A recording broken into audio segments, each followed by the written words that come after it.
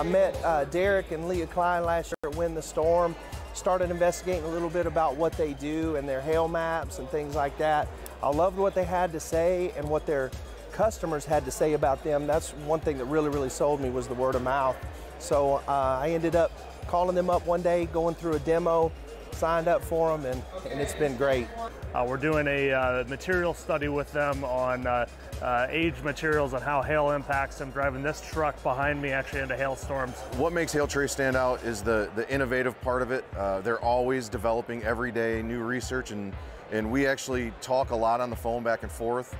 Constructive criticism, hey, I'm having issues with this, and it was really great this year to see a major issue that I was seeing and an idea that I had that they took to heart and actually put into place, and it really made a difference for not just me, but for everybody in the industry. We process everything in-house with 3 meteorologists. So, like, let's say you need a wind report for an address. You send that to us, and we just go search everything for that address, and we put together a forensic report showing in detail what wind did to that property. Hailtrace is incredible. They've helped us do a lot of weather research. We've moved from doing our own research and weather data and hail swaths into actually just using Hailtrace full time. The reports are amazing, and I would truly recommend them to everybody that does hail claims. They are excellent in everything that they do, from the customer service, people that back them up, the accuracy of the maps, the accessibility of the website and the apps. It's awesome. There's a reason that when you see in Storm Ventures Group or some of the other private groups, when someone asks who they use for mapping or canvassing, 9 out of 10 people recommend Hailtrace, and there's a good reason for that.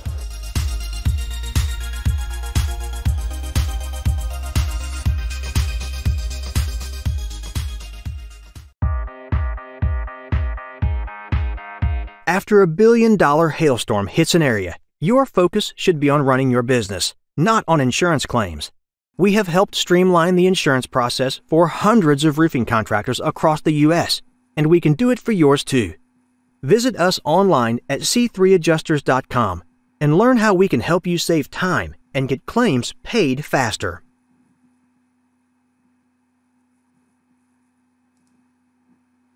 Good afternoon, everyone. Lead meteorologist John Choquet here for our daily 12 p.m. hail forecast, this time from my house. And just kind of go ahead and get this started. We had some gigantic hail yesterday afternoon, yesterday evening, really overperforming what I was even expecting for the highest possible hail. But that's Texas for you, hit big hail. Looks like a chance for some storms today across sections of the U.S. We'll get into that in just a second. Thanks to C3 Group and Merlin Law Group. Shout out to both of them, as always, for sponsoring our videos. You have links to their pages in the description below here on Facebook, as always. So getting into just some other stuff to go over here, we have a couple events coming up. Just one this week, and then a couple more next week, week after, etc., etc. The Company Cam Highway to Hail Tour is still ongoing. Austin, Texas on April 9th is the next one. That's going to be on Tuesday. And then the 16th, 23rd, 25th, and 3rd in the respective cities you see on the screen there. So if you want to go to these events, you can go ahead and register with them on Company Cam's Facebook page. I believe that's where you can register for those. Our website and our app are live, as they have been for a while now. If you are just jumping on here again, as the season kicks off more and more areas start to get hail. And I know a bunch of you folks, don't use us over the wintertime too much, so you're going to be logging on to Hailtrace the first time and everything's different. So if you need any help, any guidance to get yourselves reacquainted with all the changes we have made and continue to make, you can give us a call, set up a training, and then things can, you guys will be ready to go for the next big storm to move through your area. Yesterday, again, we were talking about this big. We had 4.5-inch hail. That is correct. That is not a typo. 4.5-inch hail here in the Grapeland, Texas area. I think I shared a video late last night on our Facebook page of cars that got completely obliterated by this thing.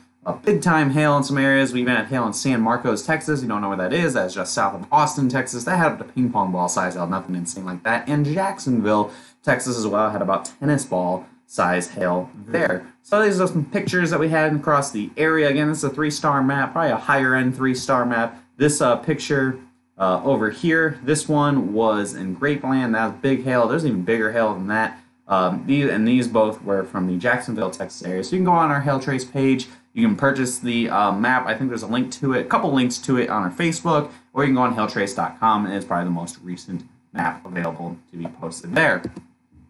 For moving on to that forecast today, we have yet again another complicated forecast. I know I'm kind of repeating myself here since yesterday. Looks like we're going to see the chance for some storms, isolated storms forming up in the Great Lakes region. That's probably the area I'm watching the closest.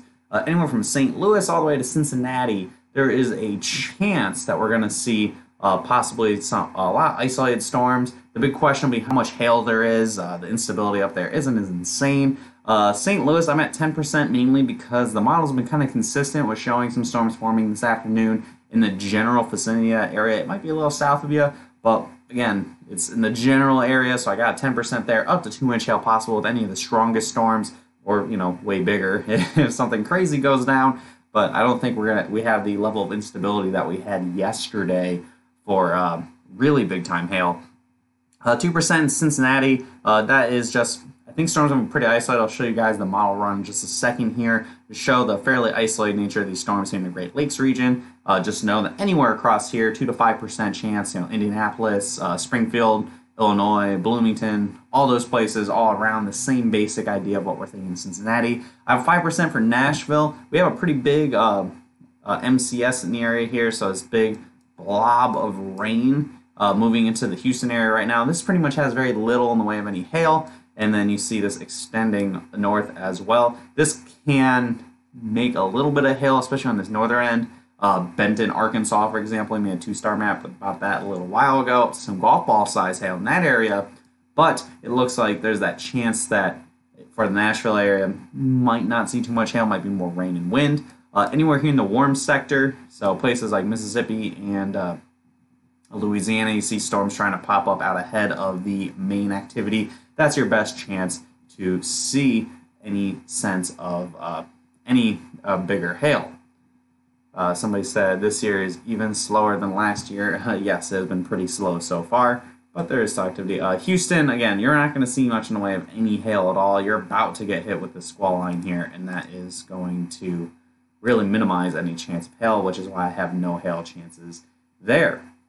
So, then 5% for Jackson. Again, isolated storms, if those get going, we can see them. Possibly have up to 2-inch hail in the Jackson area, even up towards Nashville. Again, if you get something isolated, we could see some bigger hail, but right now it's looking like probably if you get hail, it might be on a $quarter, $half size across the Nashville area. Memphis, I don't even have a percentage on there. It might be less than that. And I have way back here in Dallas a 1% chance. Again, another need a miracle to have it happen type of deal today, where some storms on the backside of this low might form and move to the south later on this afternoon and evening. I can show you guys that the models just a second here. So again, big wide area at risk today, and a lot of isolated storms that are going to be dependent on more small scale boundaries and whatnot for the afternoon. So we have here in the future radar, we have, again, you see all these storms trying to form here. I got a whole bunch of comments coming into the comment section. I'll answer those in just a second here, guys. So you see here in the future radar, I show some storms, like here's one over by the St. Louis area. You see some forming up in the Great Lakes area. Once it rolls back around again, we see quite a bit of activity across Tennessee. Siri, go away. And across sections of Mississippi as well. So that is all this stuff. What's the arrow? This is my my mouse. The arrow is my mouse on here because I'm sitting at home instead of on the green screen. And using the mouse is a little easier to kind of pinpoint. So you see, again, a lot of isolated storms are going to form. Big question will be how big this hail can get. And then if we bring it a little further south, you see all the storms moving to the Houston area. And then if you look over here by the Dallas region, you see those storms forming at the very end of the run. That looks like we're going to see the potential for a way outside chance for a storm or two this evening after about 5 or 6 o'clock. Again, very, very small chance. I have a 1% chance in there. More likely than not, you're not going to see storms in Dallas today. So, again, that's what we're looking at for the general area. I'm going to roll this back just to the map here. I'm going to try and answer a couple questions you guys have because I'm seeing a bunch of comments coming in. So I want to in there. Let's see. John Salvador was, I believe, the one asking what's driving this season to be so quiet so far? What's the science behind it? So pretty much the way that, I mean, when we did our forecast beginning of the year, saying March was going to be very quiet, and then things were going to kick off a little bit more. Oh, talking about this arrow here? Yeah, that's just pointing to the orange area. That's all that is. So yeah, it's just pointing to this orange, saying that we could have up to bigger help. But anyway, so the driving science behind why this season was quiet so far at the start, and why we said we're going to have a slow start. A mix of El Nino year, you had a bunch of cold air locked into place, so there wasn't a lot of moisture return available. So that's why we kept things pretty quiet. Now things are, synoptically, in a large sense, are much more favorable right now, but the timing of a couple of these systems moving through, and it's been kind of kicking some moisture down into the Gulf. So for example, this upcoming Wednesday, if we had better moisture return, we probably could have had a high-end risk on Wednesday, but now it's looking like the moisture isn't going to be quite there, so there's a much more muted risk for Wednesday.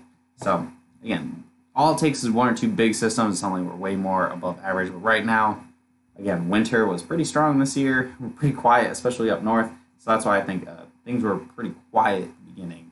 And now, as we have a couple of the ocean oscillations that I don't want to get too into right now, as they become more favorable, the later in April we get, the better it'll be. And then May, more activity as well. Overall, this year wasn't looking like a crazy high-end year anyway, so we're kind of just taking what we can get so far. I mean, most of it ends up being luck when it is not a crazy active season. So the fact that we've had some higher-end events already was really just been kind of lucky in terms of where they've impacted so far, with like Dallas and Oklahoma City, and even coastal Florida, of all places. Yes, St. Louis, please, please, please. Hopefully we can get something in St. Louis. You guys haven't had anything in quite a while. Time frame for Indiana, anytime this afternoon. We can have storms right after about 3 o'clock local time, all the way through the evening hours. Okay, so let's move on ahead to Monday, where I don't think there's going to be too much in the way of hail on Monday. I have everywhere highway in the yellow here, chance for a couple storms if it's not a line of storms when it moves through. We have, again, up to ping pong ball size hail, any storm that can be isolated. I think that's going to be fairly low end. There probably only be one or two storms that can stay isolated tomorrow. I think it might be a line of storms. Could see some storms up to ping pong ball size hail again, and the strongest, most of which could be below severe limits or no hail at all, or marginally severe hail, or to $half size. So that's my preliminary forecast for your Monday. You can see here the future radar is not looking super exciting for hail. Yeah, you get some isolated storms maybe in Virginia, maybe in the Carolinas, and then the most interesting part of all of this is going to be some isolated stuff back in Alabama, maybe into Georgia as well. We'll have a better idea tomorrow morning how things are going to pan out. Southeast with these systems that take a couple days to move across the United States sometimes can be really real bummer when they get to the East Coast, because it's usually a line of storms, it moves too fast, a bunch of failure modes possible, so that's why we're keeping things pretty low end for your day tomorrow. But things may change when we do a forecast at 12 p.m. tomorrow from the office. So overall, looks like that's what we're looking at today and tomorrow. I didn't have time to put together a 5-day. I might just not do 5 days on the weekend sometimes, depending on how things are going. But overall, I think Tuesday should be fairly quiet. Wednesday, we're watching carefully. We'll see if we get better moisture than expected. We'll have a higher end event. But I think there'll be some activity on Wednesday, and then we're looking ahead to next weekend as well, where there could be something more significant as well. Yes, I'm wearing pants, Eric. God. So follow us here on Facebook. Hit See First. We post stuff even in the wee hours of the morning. I think it was like 12:40 in the morning or something. I posted that video last night. So if you hit See First, everything will be everything is superseding your algorithm, so you can see all of Hail Trace posts right at the top of your news feed. Looks like the storm will get strong right before his Charlotte, North Carolina mile. I hope so, Blake. That'd be great. So, John, is it going to hail on Brandon Epp's house? If he wishes hard enough, maybe it'll happen. And if you want to give us a call, if you want to find out any comments, questions, or concerns not answered here, or you got issues with working on the website and the app, and you set up a training, call us 855-334-4245. It's right there on the screen, guys. Follow us on Instagram. We try to do posts on Instagram every day. Sometimes we will miss a day because we're too busy, but we try to really push that content out there. Email us or visit our website at hailtrace.com. You guys know the drill. That's all I got for you guys today. If we have any sort of big storms that happen later on, we will do live coverage. Hopefully, do those hail dances, cross those fingers. Maybe there'll be some big storms across St. Louis area, or maybe somewhere in the Great Lakes. Who knows? We'll see. Mother Nature has been throwing some curveballs the past couple days, so just gotta kind of see how things happen. Just gotta hope for the best. All right, I'll see you guys later. We'll talk to you again tomorrow at 12 p.m. from the Weather Center. Have a great day, everyone. I'll see you tomorrow. After $1 billion hailstorm hits an area, your